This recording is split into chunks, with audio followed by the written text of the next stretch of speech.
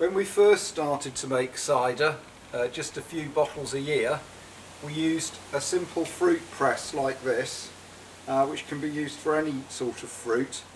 The principle is quite simple. It's got an outer container with a spout to drain the juice, and inside you've got a sieve basket which holds the fruit but will let juice come out when you press the pulp. That fits in there, and then you simply turn it down to apply pressure and press the juice gradually out of the fruit.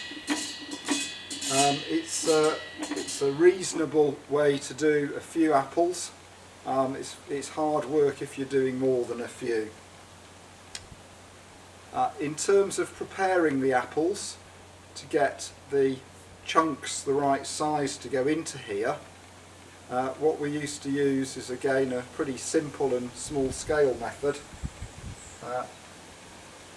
We would put the bits of apple, usually chopped into quarters, into a simple bucket like this.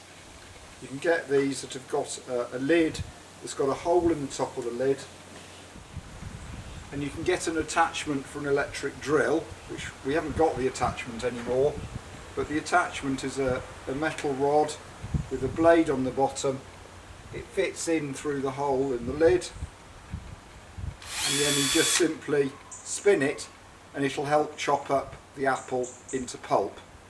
It's a bit of a laborious method, and it's not that easy to get the right size pieces of pulp, which is important.